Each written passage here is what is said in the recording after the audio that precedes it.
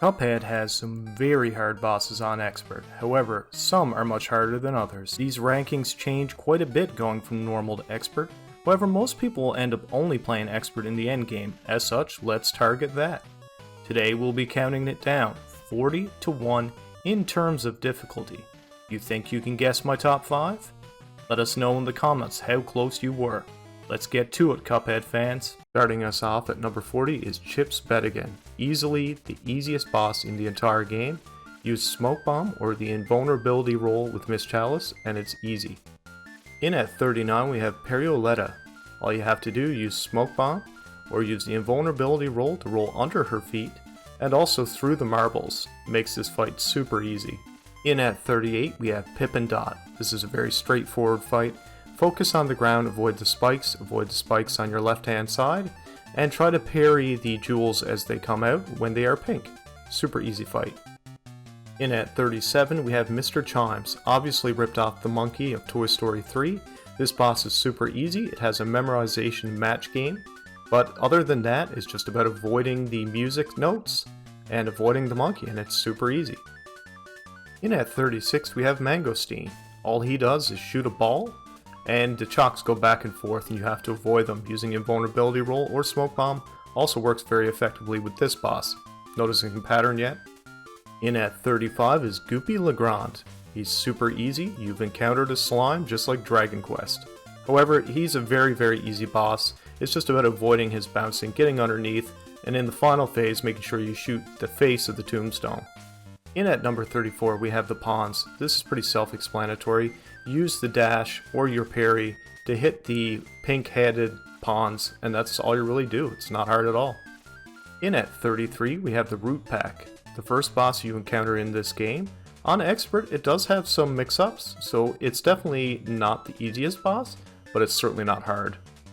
In at 32 we have the Tipsy Troop, 3 liquor bottles that all have a very different attack pattern.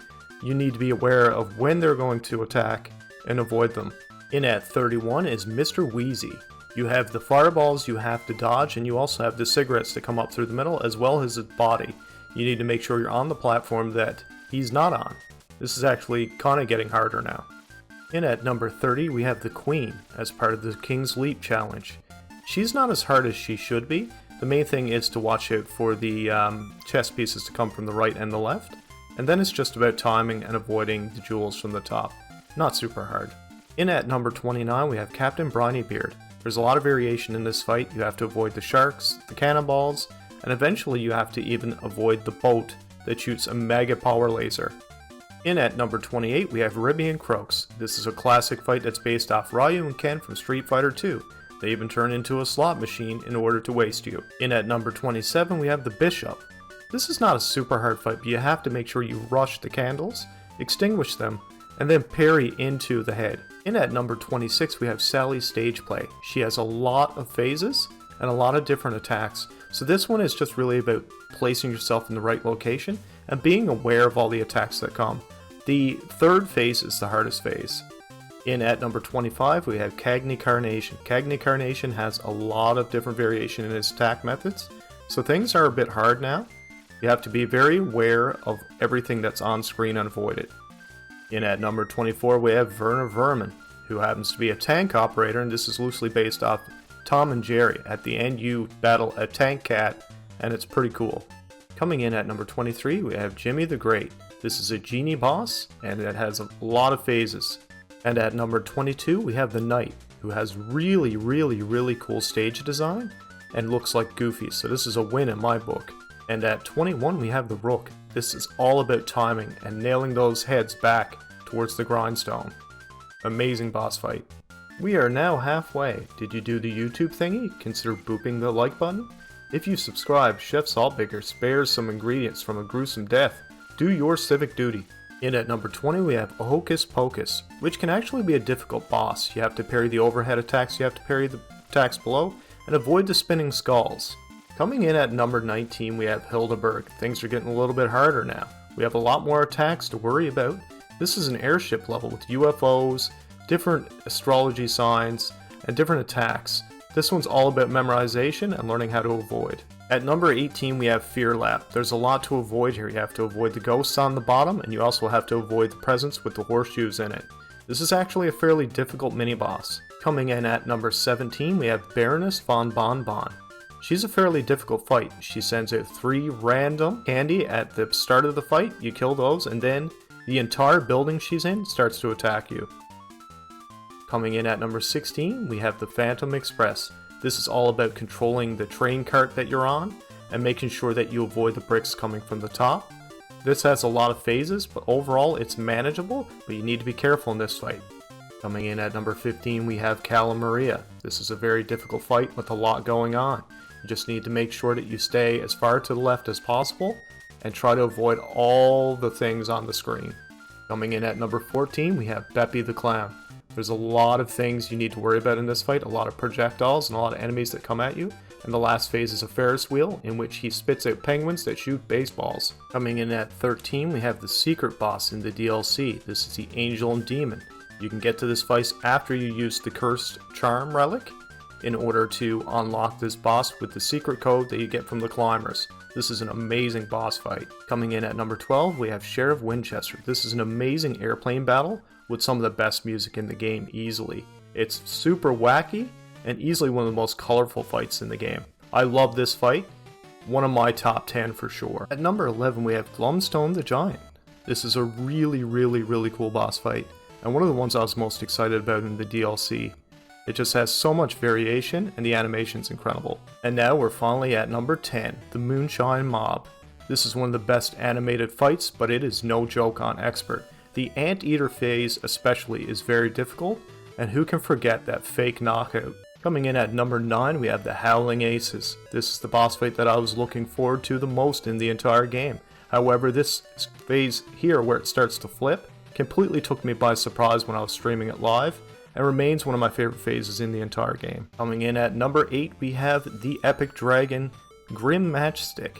This fight is absolutely incredible, but the first time that I actually started playing it, I had a lot of problems with the second phase, and on the third phase it's all about controlling your shots, so I recommend Charge or Lobber for this one. Coming in at number 7 is King Dice. I wasn't used to parrying the cards. As such, I died quite a few times when I got to this phase, and it's not like you could practice it, you actually have to go through all the bosses in order to get to this point. Coming in at number 6 is no joke, it's Wally Warbles. This is one of the hardest airplane battles in the entire game, only topped by one other one.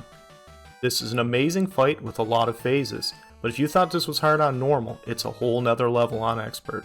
Coming in at number 5 we have Rumor Honeybottoms. This is a vertically climbing level, and it has a lot of projectiles you need to worry about and a lot of variations in her attack.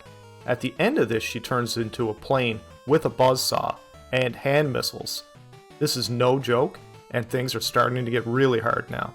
Coming in at number 4 we have the Shape-Shifting Devil. This guy is no joke. There is a reason he is the last boss in the game. Until you learn all of his attacks and phases and how to avoid them, you're gonna die a lot here. When people think of hard bosses in Cuphead, there's only really one name that always comes up, and that's Dr. Call's Robot. At number 3, this is easily one of the hardest bosses in the game. You're gonna die a lot on this boss on normal, and when you get to Expert, you can take everything you thought you knew and throw it in the garbage, because this boss is brutal. When I was thinking about my top 3, I had to think hard, but I knew that Mortimer Freeze had to be up there. This boss is way harder than it should be. When I first played the DLC, he gave me problems live. It's this roll attack that he does, it's so deceiving. And then you have to worry about all of the swords that come up through, and that's not even including the last phase. This is number 2 in my book. He's no joke. Coming in at number 1, it is the notorious Chef Saltbaker.